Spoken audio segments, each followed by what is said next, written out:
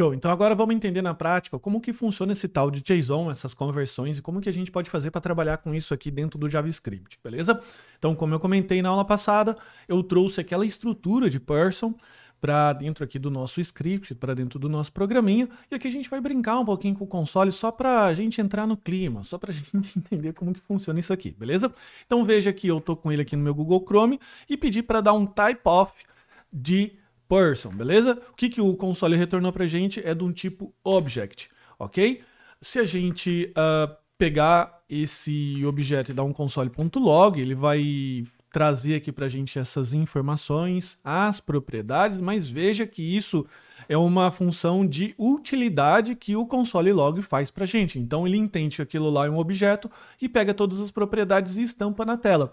E como que eu sei? Porque se eu fizer isso daqui, ó, se eu concatenar esse objeto com uma string, ele vai fazer a conversão disso para string e ele vai mostrar então para a gente na tela object, beleza? Então assim, veja que foi provado 2 vezes aqui que esse carinha aqui é um objeto e eu não consigo trabalhar com ele fora da nossa esfera, fora desse nosso script aqui. Então imagina que se eu preciso mandar essas informações aqui para uma API, para um servidor fazer esse cadastro, e fica tranquilo, ainda se você não sabe muito bem o que é servidor, só imagina que alguém lá do outro lado vai receber isso e vai registrar, ele precisa, como eu comentei anteriormente, de um formato que ele consiga ler. E para transferir esse formato através da rede via protocolo HTTP ou algum outro protocolo, né, eu preciso transformar isso daqui para string. Então, como que a gente faz a transformação desse carinha aqui, desse objeto para string? Como eu comentei anteriormente, a gente tem algumas funções de utilidade aqui dentro do JavaScript, que é o JSON.stringify e o parse, beleza? Vamos trabalhar com essa primeira para a gente ver como funciona aqui. Então, vou criar uma constante que eu vou colocar person string, né, de string, seria json.stringify. O stringify, ele vai transformar esse nosso objeto para uma string. Então, o que eu vou fazer? Eu vou pedir para o console.log dizer para a gente, com o type of, qual é esse tipo dessa constante, dessa person string aqui, beleza? Então eu vou pegar aqui, vou recarregar e veja que ele nos trouxe aqui que o person str de string, beleza? Ele é do tipo string, então veja que o json.stringify ele retornou algo aqui pra gente. Se eu pegar o JSON string e mandar direto no console.log, veja como ele vai retornar aqui pra gente. Então ele trouxe aqui para o nosso console algo já no formato JSON, que se eu copiar e abrir aqui uma nova aba, modificando isso aqui para JSON, eu vou formatar aqui para a gente poder ver. Então veja que comparando este cara aqui, que é uma string, beleza? Como que eu sei? Porque ele é um JSON, com o nosso objeto aqui, person, você vai ver grandes semelhanças. Então veja que na prática o que muda? O que muda é eu vou continuar ainda tendo chaves. Se eu tiver um array, eu ainda vou continuar tendo esses colchetes, beleza?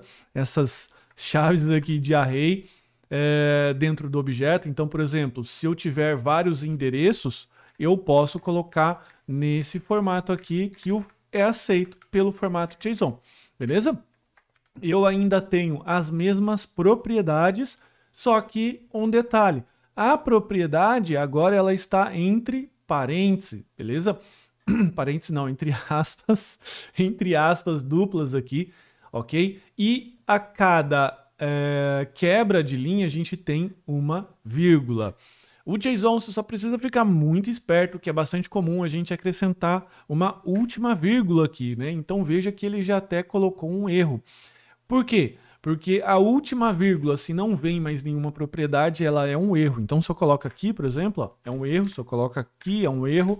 Mas se eu coloco ela aqui, por exemplo, no número 100, não é um erro. Por quê? Porque vem na sequência uma propriedade.